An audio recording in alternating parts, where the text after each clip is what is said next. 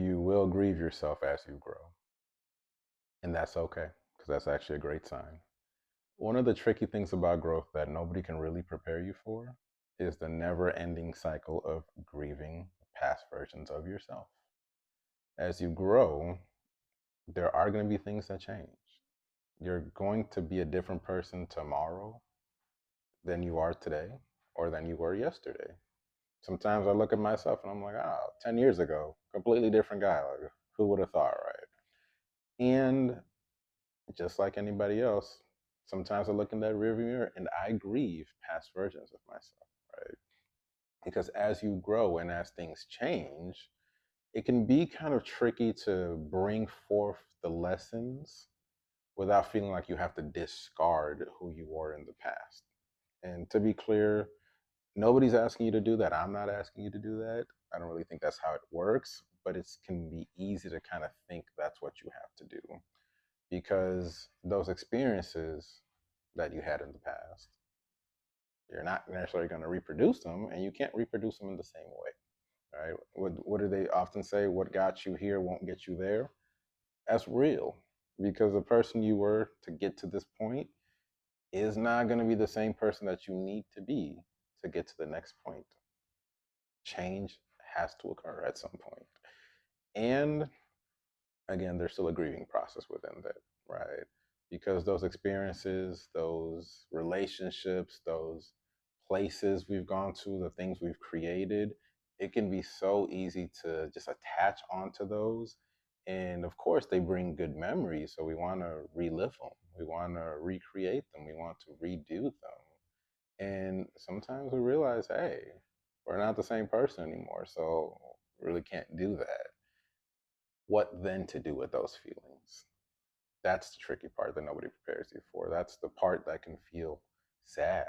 It can feel lonely. It can feel confusing. And it's just one big ball of grief that nobody can work through other than you. We got to sit with those feelings. We got to honor the past versions of ourselves and appreciate everything that the past version created. Everything that yesterday's you did to get you here today, gold, chef's kiss.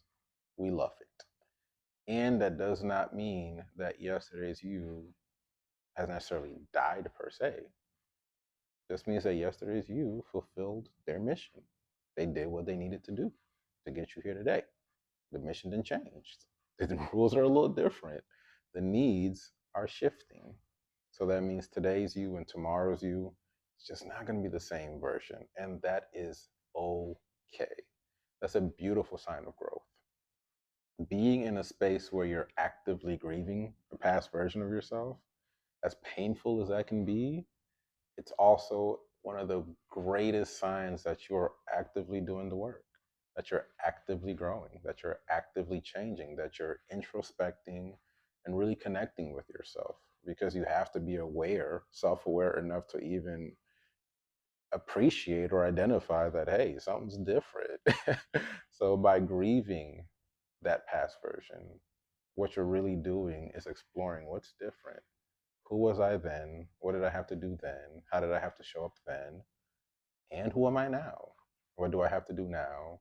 How do I have to show up now so that I can get to tomorrow or move forward or keep going or whatever series of words you want to use there? You get the point. What I'm saying is that grieving yourself, it doesn't have to suck.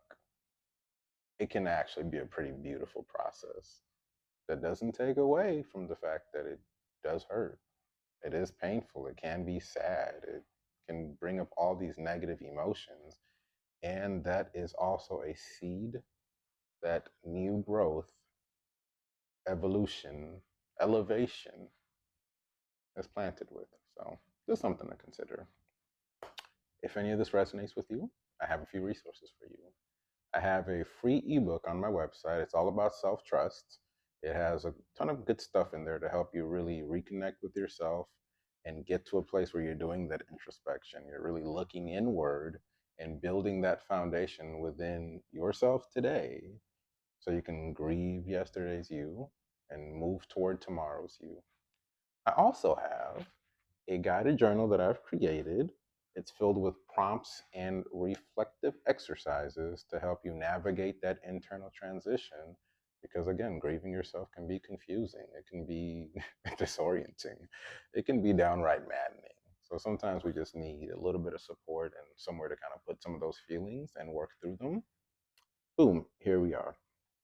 So, with that said, I hope this video serves you. I hope it finds you well. And I hope you have a great rest of your day. Take care.